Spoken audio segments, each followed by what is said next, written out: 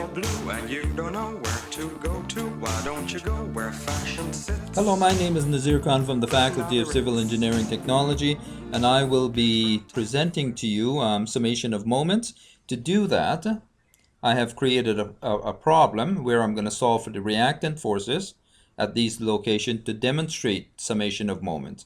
So for me to demonstrate summation of moments, I have to solve for the reactant forces at these supports. Now, when we look at this particular example, we have a roof truss system, and we have two types of supports that are here. We have a pin support, which is associated with one horizontal and one vertical force, and we have a roller support, which is associated with one force perpendicular to the base. Okay? We also have a mass of 125 kilograms that we have to convert into a force by multiplying by 9.81 meters per second squared. And we also have an angular force, which we are going to resolve to its components, to its horizontal and vertical component. Okay, and that will enable us to do summation of moments using the equilibrium equations. We are going to be able to solve for the two reactant force here and the one reactant force there. Okay, the first thing that we have to do is create an FBD of this particular section. Okay, and an FBD have it really means free body diagram. What it means is I'm going to cut this roof truss system away from its support and replace the support with forces. There are certain other qualities about an FBD which we will discuss right away. Now, with an FBD, you always have to have a label, because depending on what project you're working on, you could be using several FBDs, meaning that you always have to label them so that you know which one belongs to which calculation. So you need to label your FBD. In this case, FBD of A to D, A, B, C, and D right there. Okay, so I have labeled the FBD. I've converted the mass, 125 kilogram mass, multiplied by 9.81 meters per second squared. I've converted it to 1226 newtons. Okay, I'm going to go and replace these supports with forces, the appropriate number of forces, of course. The pin support, again, one horizontal, one vertical, and the roller support, one vertical force. It's perpendicular to the base. Okay, so we now have 1, 2, and 3 unknowns. Okay, 3 forces that we have to solve for. Remember that all forces have to have the 4 characteristics of a force: a magnitude, in this case this one has a direction of horizontal, a sense that's going to the right, which is the arrowhead, and a point of application, which is point A. So each one of these forces have the 4 components of a force. Okay, the next thing that I will do is I'm going to resolve this angular force here, and that is breaking it down to its component, one horizontal, one vertical. Now this angular force happens to be in standard position, so anytime it's in standard position, the trigonometric function for the horizontal will be cos. So 835 cos 30 degrees will give you 723 newtons, and then we have 835 sine 30 degrees, which will give you 417.5 newtons right there. Okay, you should check those to see with Pythagoras theorem to see that you come back to 835 newtons. So now we have resolved the angular. We are ready to do calculations at this point. We have created a successful FBD diagram. We have labeled them. We have resolved the forces. We have converted the mass into a force. We have replaced the supports with the appropriate number of forces, and we are ready to do our calculation. Now, we're going to use the equilibrium equations to actually solve for our reactant forces. Now, there are 3 equilibrium equations. The first one is summation of moment about point A. Counterclockwise rotation is considered to be positive, is equal to 0. Okay? That means clockwise rotation is considered to be negative. Anytime that you do calculations with forces, you have to use a sign convention when you're doing the calculation. After you've completed your calculation, you could remove the sign convention with a direction or so, but during the calculation period, you have to use your sign convention. The sign convention for moment is always counterclockwise is positive. When we look at summation of forces in the x direction, summation of forces in the x direction, where forces acting to the right is positive, is equal to 0, is our second equilibrium equation. And then we have a third one, summation of forces in the y direction, where forces acting up is equal positive is equal to 0. Okay, so we have the three equilibrium equations. Now, keep in mind that because we have three equilibrium equations, we could actually solve for three unknowns. We have 1, 2, 3 unknowns. So that means that we are okay. We don't have 4 unknowns, else we would have to use different techniques. But we are still good with 3 unknowns and 3 equations. Each one of the equations you could use one time for each FBD. Only one time you could use it. And you will see that as we go through this particular problem. This is a smaller diagram so that when we're doing the calculation, you could keep your eye and you could visualize on how the calculations are done by looking at the diagram. The first thing that I'm going to do is use summation of moment. Remember that moment is really a turning force about a point of application. It is sometimes referred to as a torque, right? So when we look at this, if I were to push this force on point A, it wouldn't create a turning force. It would just push point A vertically up, and likewise. So anytime that you have a force going through a point of application, it does not create a moment. Okay? It does not create a moment. So that is the point that I'm going to pick to do summation of moments, because it eliminates two unknown, and then I could solve for by over here. Okay, so if I do summation of moments right here at A, it eliminates two unknowns. So when you're picking a location to do moments, you should pick a location that you're eliminating as many unknown as possible.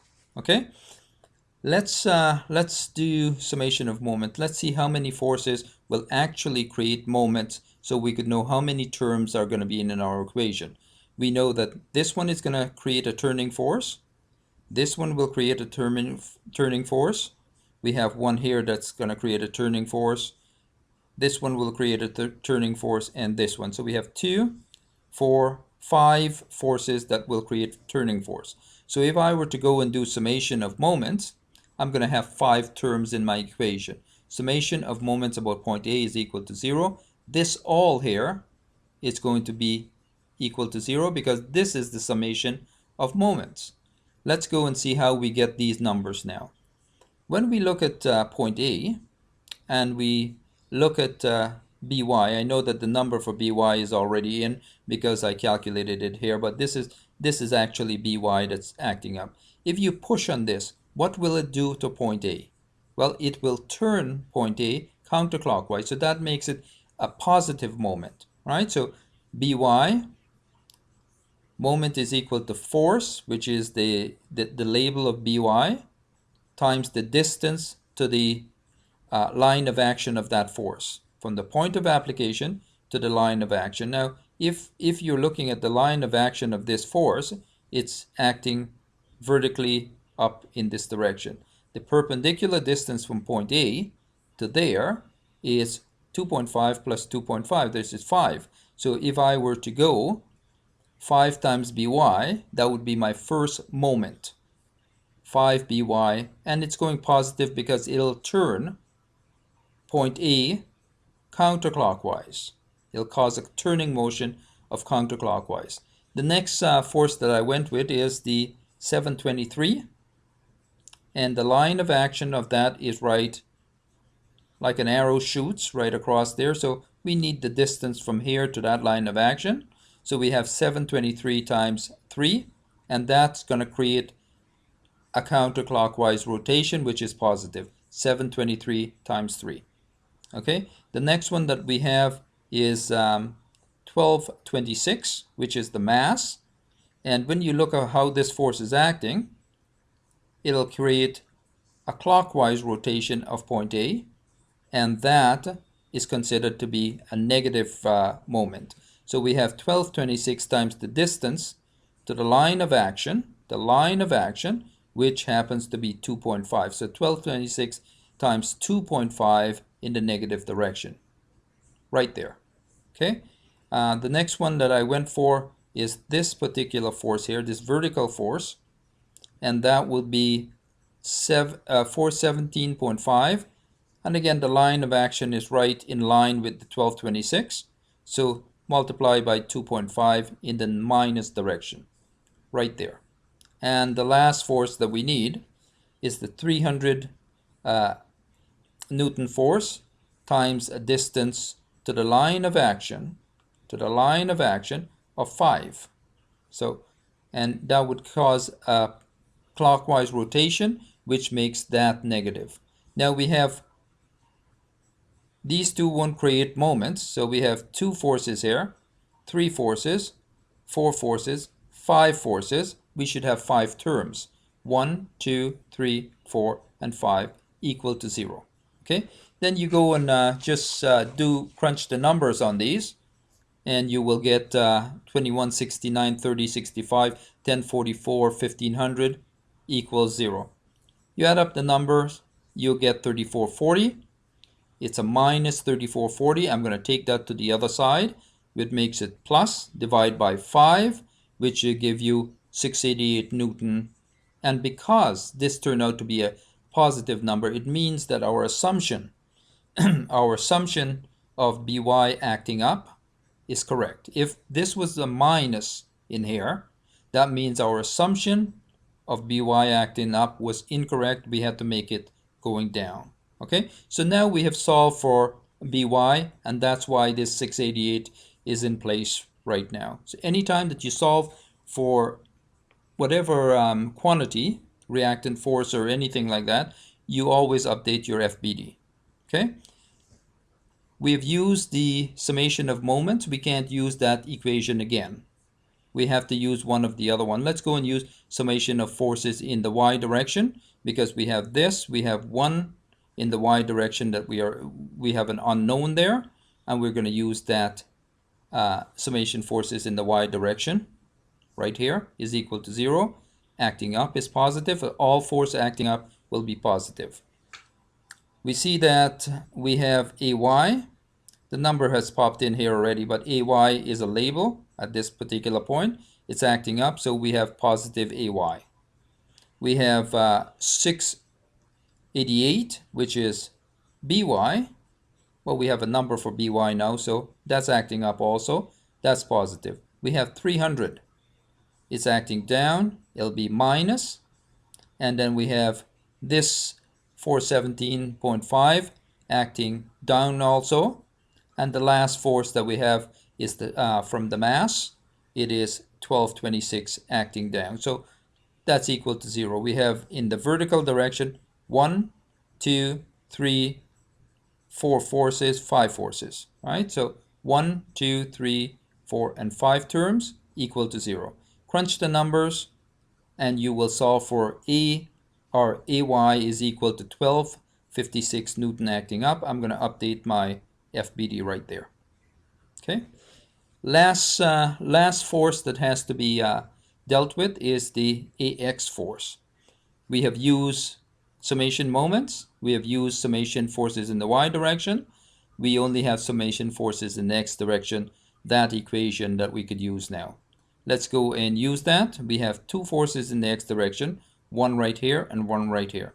This one is going positive, that one is going negative. So AX is equal to AX minus 723 newtons is equal to 0. So we have 2 forces, 2 terms, equal to 0. Take that over the equal sign, change the sign of it from minus to plus. That means we made the right assumption for AX, and AX is now equal to 723 newtons acting to the right. And that is how you use moment to solve for reactant force, right? Again, just so that we have a little bit of a summary of how to use moment, I chose a point of application that eliminates as many unknowns as possible. When a force is going through a point of application, then it's not turning that point, but it's pushing the point. So it's not a moment, it's not a torque.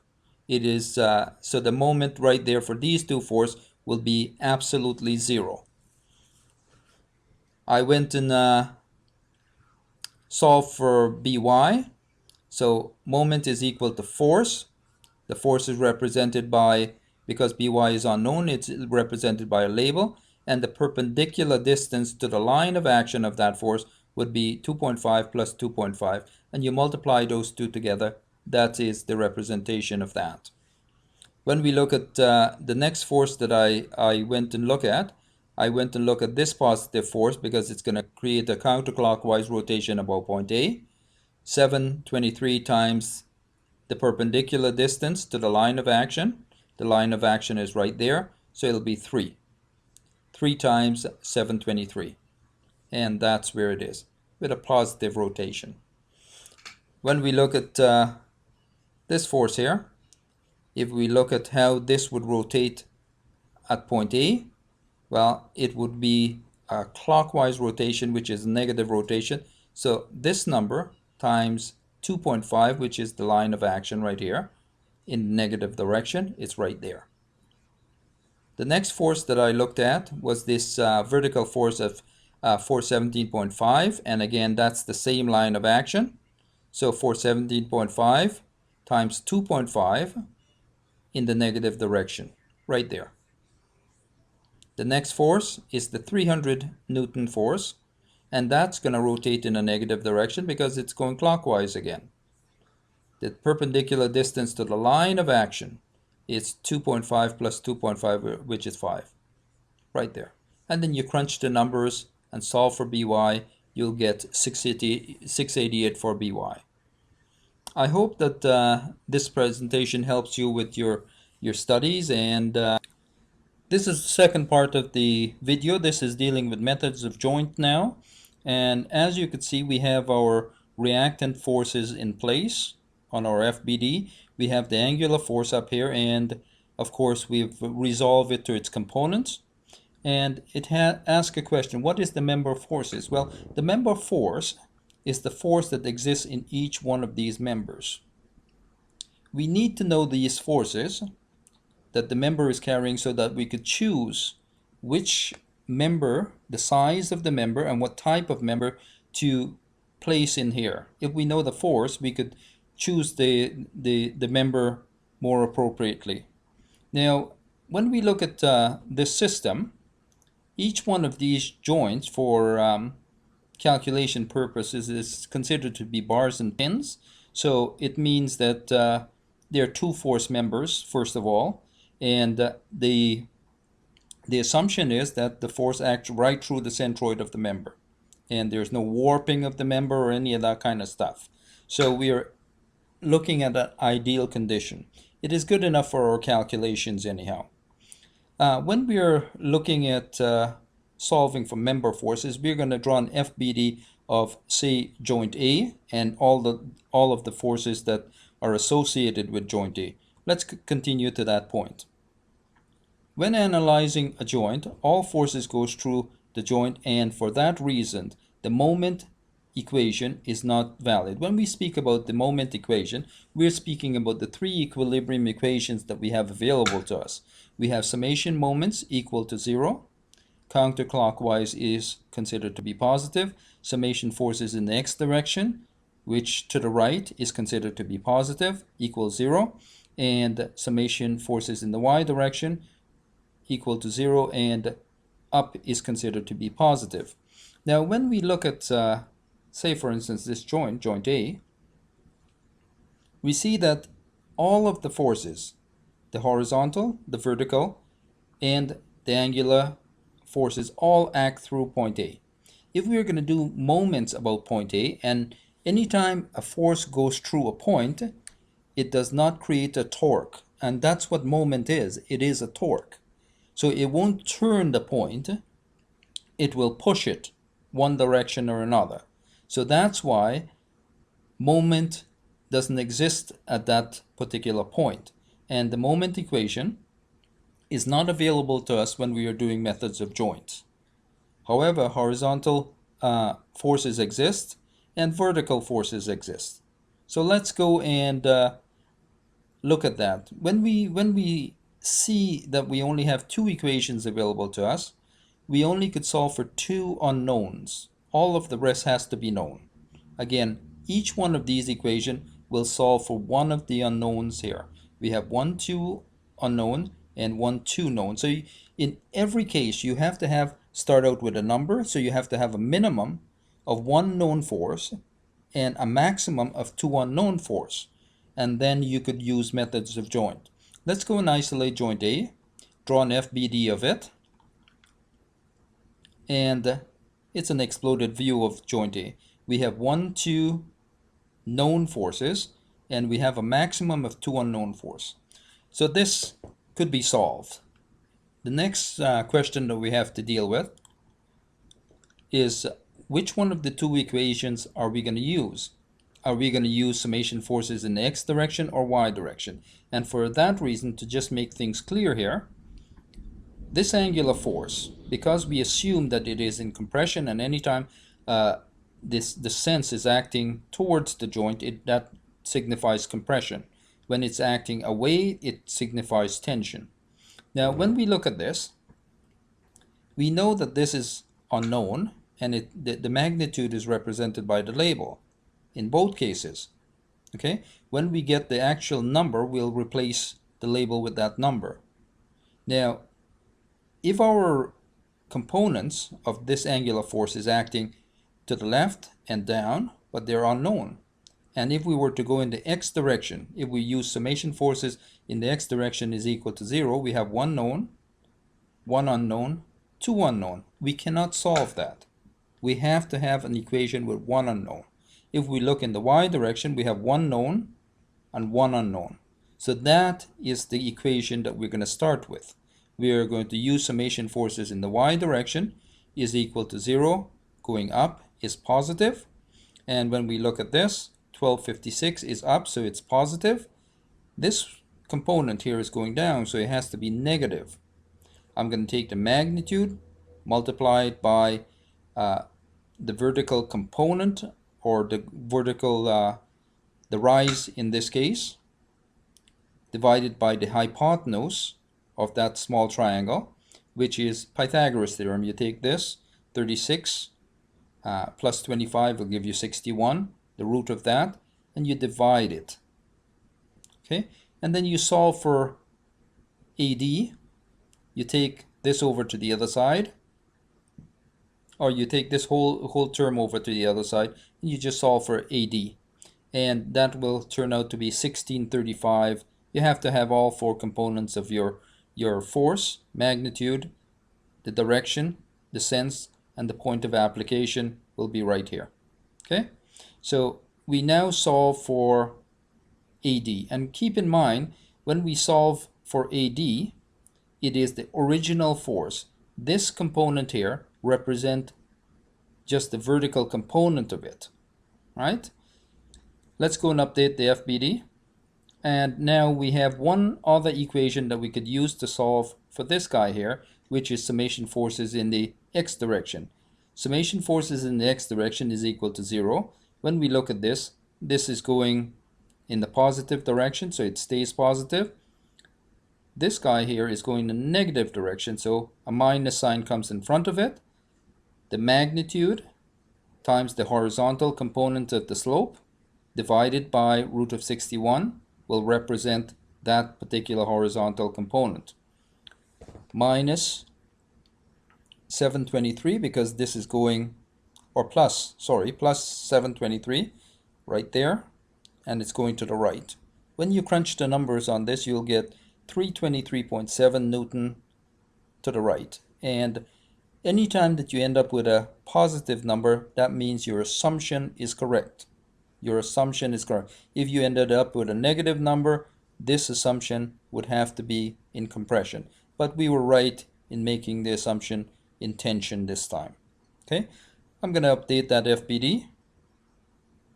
And now we have an updated FBD. We have solved for this force and this force. The next thing that I'm going to go and do is go to joint C. It seems like the simplest place to go to. I'm going to have one known right here because I just solved for it right there. This is due to the mass. I have a second known and I have two unknown. Anytime that you have a T-section, it is a really easy calculation. So let's go to joint C and do an FBD of it. So we have the mass 1226 acting down, newtons acting down. We have this one solved for, and we have two unknowns.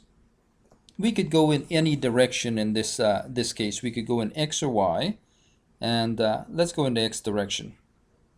Summation forces in the X direction is equal to 0.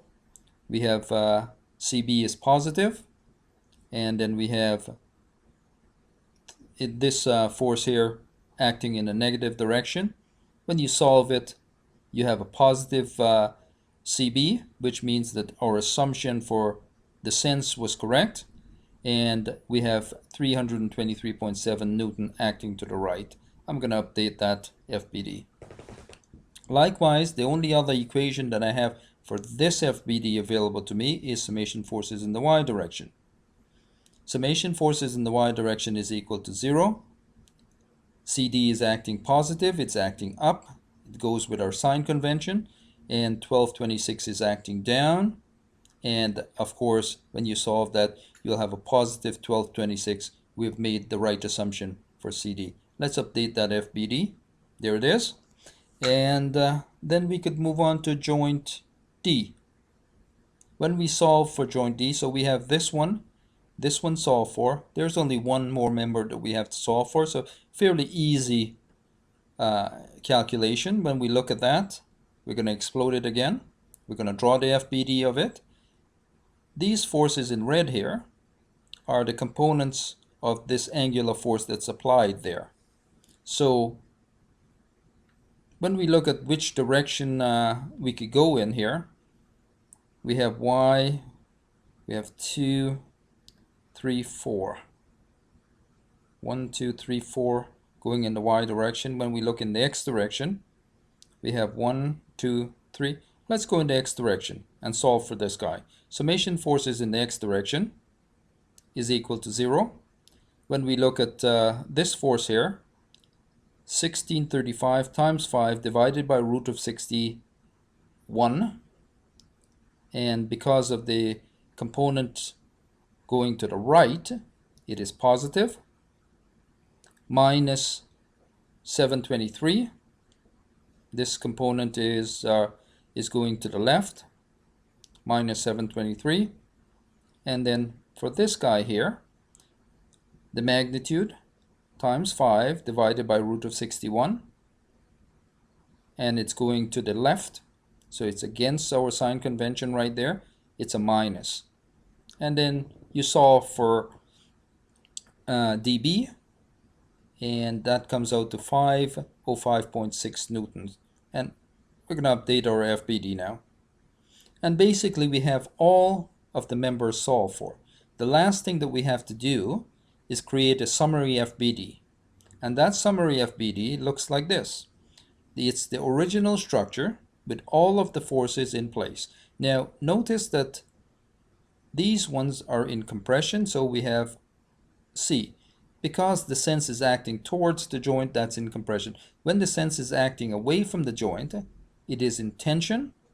Okay, so that's how you know compression and tension. And all of the members, 1, 2, 3, 4, and 5, they have magnitudes. All of the reactant force have magnitudes also. So this problem is complete. I hope that this helps you with your methods of joints. Have a great day. If you're blue and you don't know where to go to, why don't you go where fashion sits? Putting on the Ritz.